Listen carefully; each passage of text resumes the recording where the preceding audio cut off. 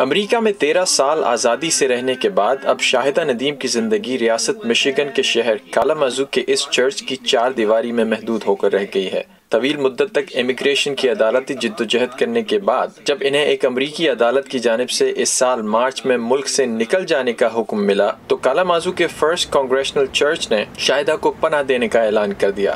62 سالہ شاہدہ کا کہنا ہے کہ 40 سال پاکستان سے باہر رہ کر اب واپس جانا ان کے لیے ایک بہت بڑا مسئلہ ہے۔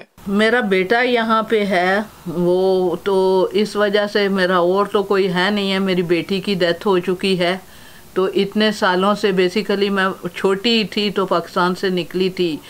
ابھی میں بات بھی کر رہی تھی پاکستان میں تو وہ وہاں بالکل چینجز آ گئی ہیں، تو مجھے تو وہاں کی لائف کا ہی نہیں پتہ ہے۔ شاہدہ کے امریکہ نہ چھوڑنے کی ایک بہت بڑی وجہ ان کی مرحوم بیٹی لاریب ہیں، جن کی 2 سال قبل ایک کار حادثے میں موت ہو گئی۔ لاریب نے اسی سال اپنی گریجویشن مکمل کی تھی۔ شاہدہ اب بھی وہ دن نہیں بھولیں۔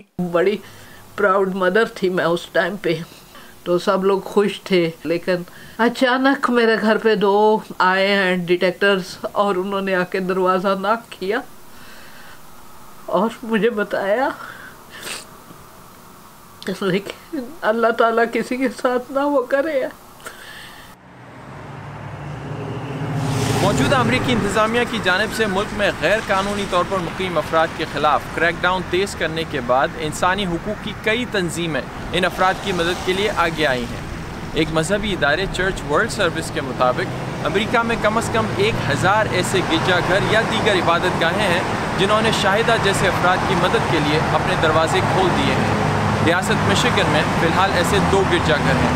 کالامازو کے اس گرجا گھر نے تو نہ صرف شاہدہ کو پناہ دے رکھی ہے بلکہ امیگریشن حکام کے لیے دروازے پر یہ پیغام بھی آویزاں کر دیا ہے۔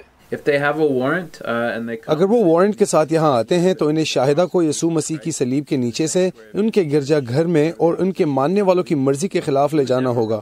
ہم کبھی بھی تشدد کا راستہ اختیار نہیں کریں گے، مگر ہم اپنے آپ کو امیگریشن حکام اور شاہدہ کے درمیان رکھنے سے بھی نہیں ہچکچائیں گے۔ خوف اور بے یقینی کے اس ماحول میں بھی شاہدہ کو یہ امید ہے کہ وہ اپنی زندگی کا آخری دن امریکہ میں ہی دیکھیں گی۔ انہوں نے لاریب کی قبر کے پاس ہی اپنے لیے بھی جگہ مختص کر لی ہے۔ دعا بھی ہے اور میں امید کرتی ہوں کہ میرا آخری وقت یہی میری بیٹی کے پاس آئے، اور جس طرح اس نے مجھے دنیا میں خوشیاں دی ہے اسی طرح مجھے بڑی امید ہے میری بیٹی وہاں بھی مجھے سنبھالے گی انشاءاللہ، اللہ تعالیٰ نے چاہا تو۔ آفتاب بورکا، اردو VOA۔